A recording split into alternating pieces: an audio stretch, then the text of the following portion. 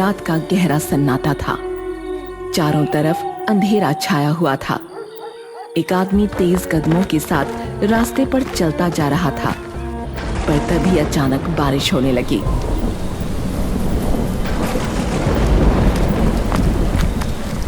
उसे सामने पंचायत घर दिखा, पर वो वहां रुकना नहीं चाहता था, इसलिए वो चलता रहा।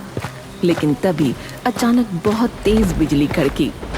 वो आदमी डर के मारे भागा और जाकर पंचायत घर के छज्जे के नीचे खड़ा हो गया। हे भगवान, मैं कहाँ फंस गया? पंचायत घर में ताला लगा हुआ था, लेकिन अंदर से किसी के बुदबुदाने की आवाज आ रही थी। लेकिन अंधेरे में दिखना मुश्किल था। जैसे ही रोशनी हुई तो उसके सामने एक बहुत ही खतरनाक सी दिखने वाली चुड़ैल प्रकट हुई। मुझे कुछ मत करना, मैं तो बस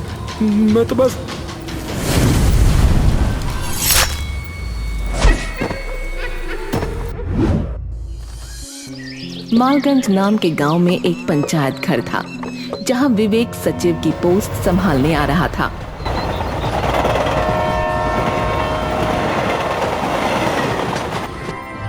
हे भगवान, क्या किस्मत है मेरी।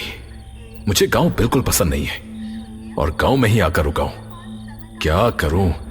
नौकरी है तो करनी ही पड़ेगी, लेकिन पहला मौका मिलते ही मैं यहां से भाग जाऊंगा, बता रहा हूं।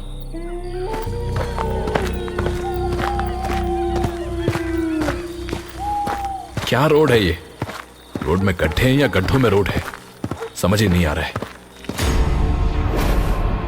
तुम नए सचिव हो ना? मरोगे, तुम भी मरोगे। वो तुम्हें भी नहीं छोड़ेगी, वो किसी को नहीं छोड़ती है। क्या बक रहे हो? जाओ यहां से। भाग जाओ, अपनी जान प्यारी है तो यहाँ से भाग जाओ। फिलहाल तू भाग जा यहां से, वरना मार मार के तेरा सिर फोड़ दूंगा, मैं बता रहा हूं। नहीं सुनेगा तो मरेगा, नहीं सुनेगा तो मरेगा। सब मरेंगे, सब मरेंगे।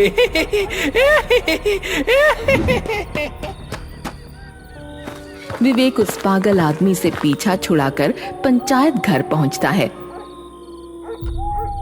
अरे सर, आप आ गए? आइए आइए, मैं बहुत समय से आपका इंतजार कर रहा था। हाँ ठीक है, पंचायत घर का दरवाजा खोलो। जैसे ही दरवाजा खुलता है तो एक बहुत बुरी बदबू आती है।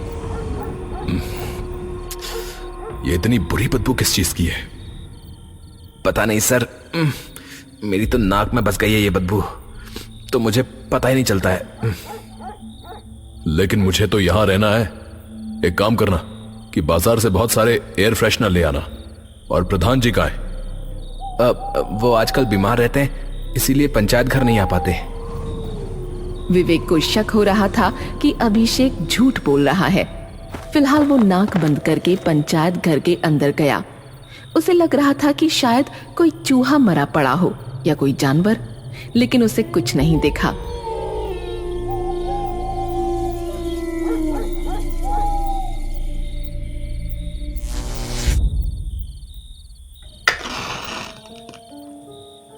यार अभिषेक, मैं तो समझ ही नहीं पा रहा हूं कि मैं यहां रहूंगा कैसे।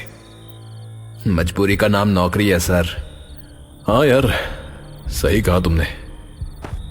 अभिषेक चला गया और विवेक मोमबत्ती की रोशनी में बैठकर कुछ सोचने लगा।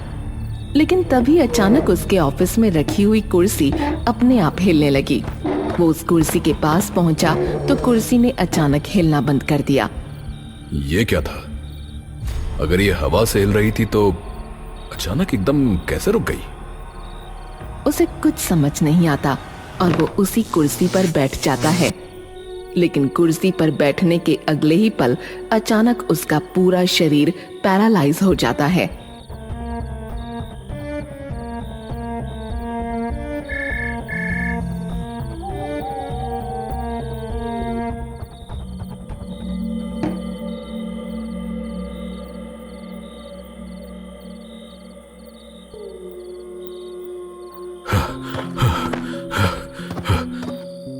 हेलो, कौन? सचिव जी, मैं प्रधान बोल रहा हूँ। आप घर आ जाइए, आज आपका खाना यहाँ है। ठीक है, आता हूँ। विवेक तो कैसे भी करके बस वहां से निकलकर भागना चाहता था। वो फौरन प्रधान के घर पहुंचा। आइए सचिव जी। क्या बात है, बड़े बदहवास लग रहे हैं आप। अभी मेरे साथ वहां बहुत अजीब सी चीज हुई। अच्छा, तो आपके साथ भी वही सब होने लगा? क्या सब? इस पंचायत घर में कोई भी सचिव रुक नहीं पाता है। इससे पहले आए कई सचिव भी छोड़कर जा चुके हैं। लेकिन ये सब वहां हो क्या रहा है? पता नहीं, कुछ साल पहले ये सिलसिला अचानक शुरू हो गया। तो सरकार इसके लिए कुछ करती क्यों नहीं है? सरकार दिखने वाली चीजों के लिए काम करती है। जो चीजें दिख ही नहीं रही हैं, उसके लिए सरकार क्या करेगी भला? विवेक खाना खाकर वहां से निकल गया।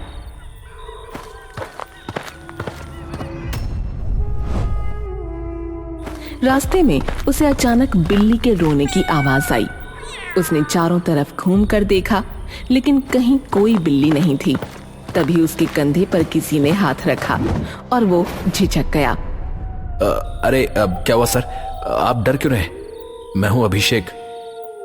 नहीं, मैं वो बिल्ली के रोने की आवाज से थोड़ा घबरा गया था। पर मैंने तो किसी बिल्ली को रोते हुए नहीं सुना सर। फिलहाल आप मुझे यूं ही दिख गए तो मैंने सोचा आपसे मिल लूं। चलिए मैं चलता हूं। हाँ, अच्छा ठीक है, ऐसे डराया मत करो यार। अभिषेक विवेक से आगे चला गया और एक गली में मुड़ गया। विवेक अभी 2 ही कदम चल पाया था कि फिर से उसके कंधे पर किसी ने हाथ रखा। उसने मुड़कर देखा तो वो हैरान रह गया, क्योंकि वहां फिर से अभिषेक खड़ा था। ये लीजिए सर, आपका मोबाइल। आप प्रधान जी के घर भूल आए थे। पर तुम तो अभी... हाँ, मैं उनके घर नहीं था, पर उन्होंने मुझे फोन करके बुलाया आपका मोबाइल देने के लिए। विवेक ने अभिषेक से कुछ नहीं कहा, वरना वो उसे पागल समझता।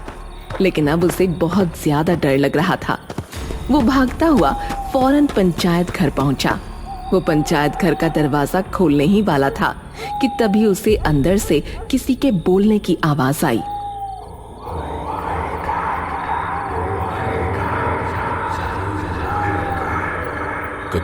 कौन है? कौन है अंदर? विवेक के बोलते ही अंदर से आवाज आना बंद हो गई। उसने बहुत हिम्मत करके दरवाजा खोला तो अंदर कोई नहीं था और अब बदबू पहले से भी ज्यादा बढ़ गई थी। उसने फटाफट एयर फ्रेशनर छिड़का।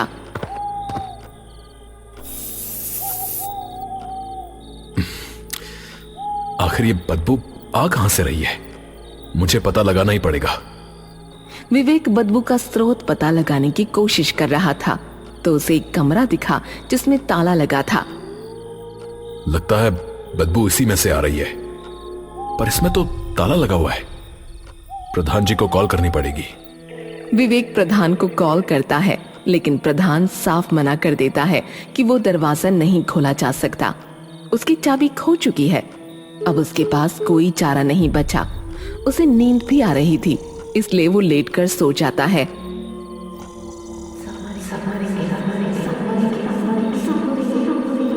रात का 2:30 बज रहा था।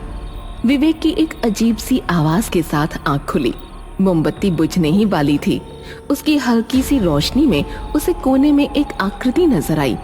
वो आकृति दिखने में किसी औरत की लग रही थी, पर उस समय विवेक को अपने दिमाग पर भरोसा नहीं था। अचानक बाहर बिजली कड़की और उसकी रोशनी में उसे नजर आया कि वो एक चुड़ैल है। वो डर कर बाहर भागा। हे भगवान, हे भगवान, ये सपना है या हकीकत? क्या मैंने अभी एक चुड़ैल को देखा? मैं क्या करूं? क्या करूं? मैं क्या करूं? विवेक डर के मारे बाहर ही सो गया। अगली सुबह अभिषेक ने आकर विवेक को उठाया। क्या बात है सर, बाहर क्यों सो रहे हैं? तुम मानोगे नहीं अभिषेक, मैंने रात अपने कमरे में एक चुड़ैल को देखा था। क्या सर आप भी, चलिए अंदर चलिए। विवेक डरते डरते अंदर गया और जैसे ही अपनी कुर्सी पर बैठा तो अचानक उसे बेचैनी होने लगी। चीखों की आवाजें उसे सुनाई देने लगी और उसका शरीर फिर से पैरालाइज्ड होने लगा। तो वो उठकर खड़ा हो गया। यहाँ आखिर दिक्कत क्या है?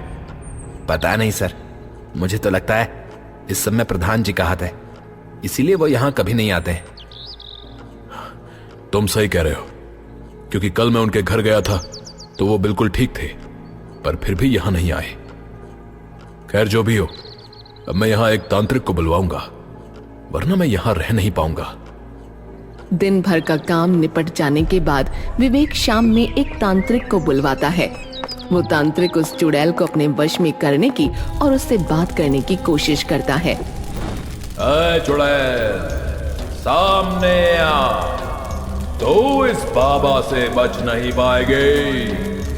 मैंने तुझ जैसी हजारों चुड़ैलों का काम तमाम किया है। तांत्रिक उस चुड़ैल को वश में करने में कामयाब हो जाता है, पर वो चुड़ैल कुछ भी बताने को तैयार नहीं थी।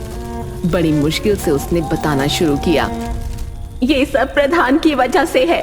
उसने 10 साल पहले अपने साले को सचिव बनाने के लिए नियुक्त हुए सचिव को मरवा दिया था और तब उस सचिव के भाई ने सचिव की कुर्सी पर टोना कराया था। मैं तब से यही हूँ।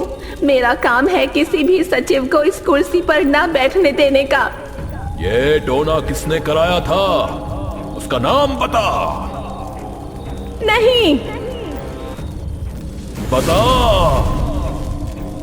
नहीं। ये कुछ नहीं बताएगी। इसे कैद कर लीजिए या भस्म कर दीजिए। अरे यहां क्या हो रहा है? अरे तुम्हें पता है अभिषेक, इस कुर्सी पर किसी ने टोना कराया है, जिस वजह से ये चुड़ैल यहां किसी सचिव को रहने नहीं देती है। अच्छा, ऐसी बात है? तो अब तक इतने सचिवों को इस चुड़ैल ने मारा है। मैं अभी इसे बताता हूं। अरे नहीं, तुम रहने दो।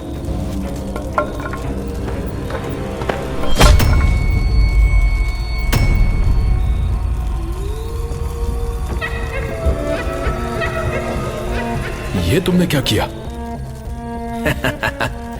अभी तुम्हें आधी कहानी पता चली थी, पूरी कहानी जान लो कि ये टोना मैंने कराया है। प्रधान ने मेरे भाई को मारा था। मैं इस कुर्सी पर कभी किसी को नहीं बैठने दूंगा। तो तुम प्रधान को मारो ना। उसे तो मैं मारूंगा ही, लेकिन उसने जिस पद की वजह से यह किया है, पहले मैं उसको तबाह करूंगा। इसलिए अब तुम्हारी बारी है। नहीं नहीं, प्लीज अभिषेक, मैंने तुम्हारा क्या बिगाड़ा है? आज तुम्हें पता चलेगा कि यहां के सचिवों के साथ होता क्या है। वो भागते नहीं हैं, मरते हैं।